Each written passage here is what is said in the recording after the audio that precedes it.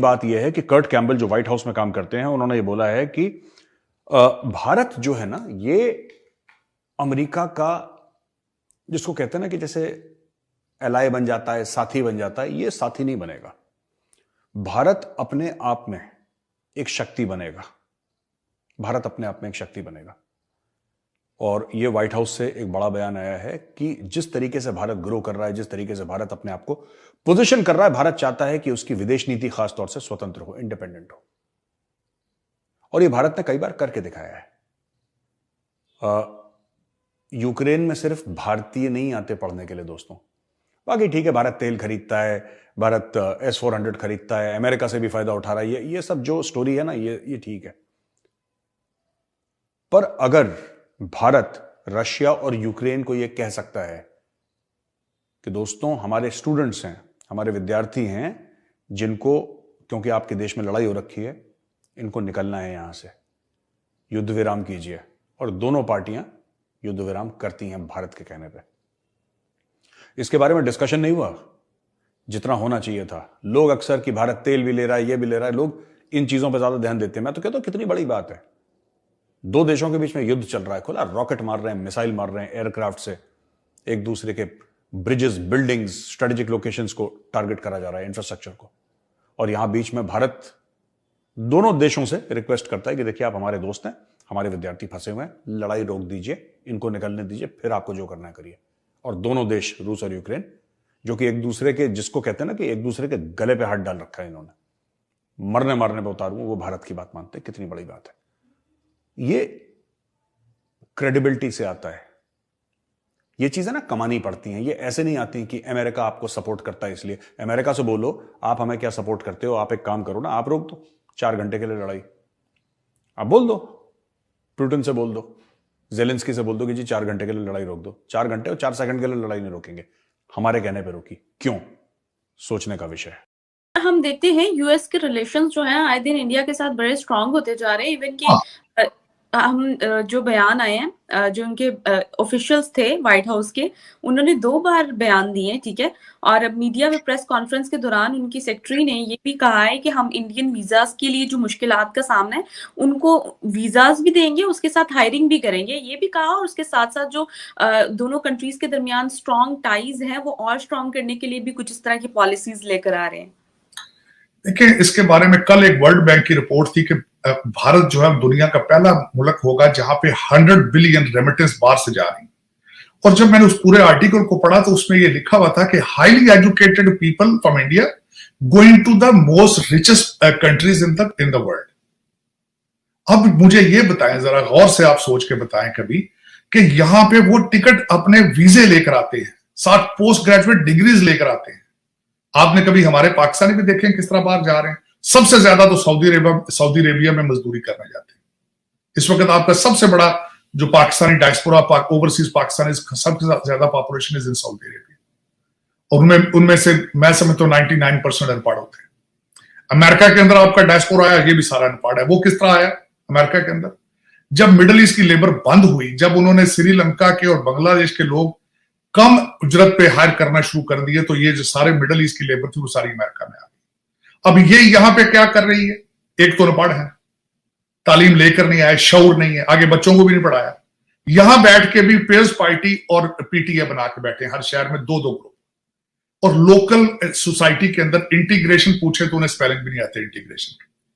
तो उन्होंने आके अपने मुल्क को, कंट्री को, अपने पड़ोस में देखें, इंडिया का जो फार्मास्यूटिकल इंडस्ट्री है वो इंटरनेशनली इस वक्त, मेरे पास तो स्टैट्स नहीं है, लेकिन मुझे यकीन है कि वो एक पहले या दूसरे नंबर पे आ गई है।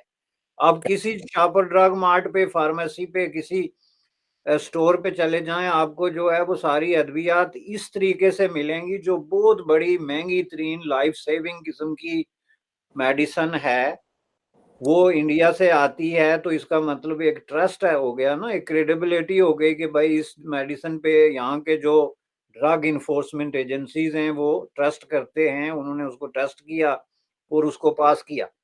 तो पाकिस्तान में ये बात खबरों में नहीं आती, चूंकि आपके अखबारात बहुत ज्यादा जो है वो हैंडल होते हैं।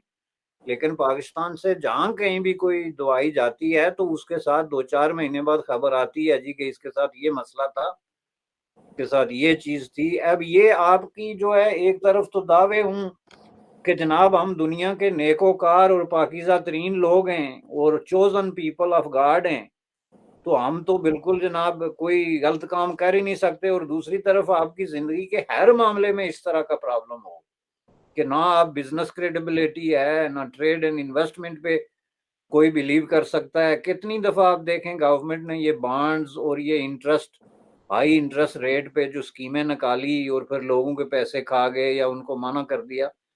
तो जहाँ पे आपकी क्रेडिबिलिटी का ये हाल हो कि ना आप मजहब पे बिलीव करें, ना आप जो मॉडर्न बिजनेस प्रैक्टिसेस हैं उन पे बिलीव कर सकें, ना आप किसी प्रिंसिपल पे बिलीव कर सकें, आपकी इकोनॉमी जो है वो 40% से ऊपर जो है वो अंडर द टेबल चल रही हो, तो वहां पे कोई जाके बिजनेस क्यों करेगा कि एक आदमी यहाँ से पैसे लेके तो वहां जाके फेंक के तो फिर लोगों के पाँव पड़े कि जनाब ये मुझ पे रहम करें, मेरे साथ ये हो गया और वो हो गया।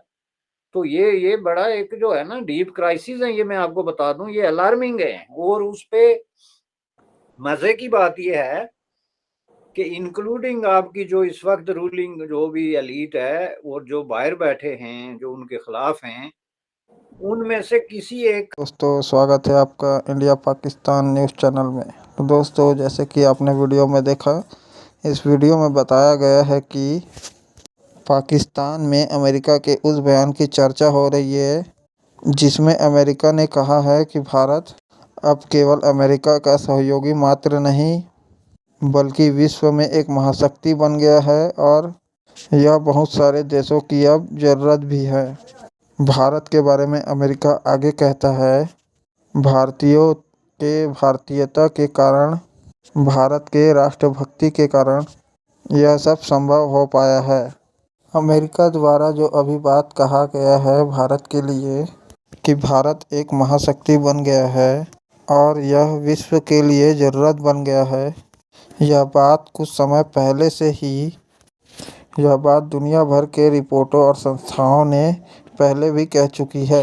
भारत की जो वर्तमान विकास दर है और जो अगले साल आने वाला विकास दर है जो 7% के आसपास होने जा रही है, यह एक दुनिया में एक बेमिसाल है, जहां दुनिया की सभी बड़ी आर्थिक अर्थव्यवस्था चाहे अमेरिका हो, जापान हो या फिर चीन जैसे बड़े देश हो, जैसे देशों की अर्थव्यवस्था की रफ्तार कम हो रही है धीरे धीरे।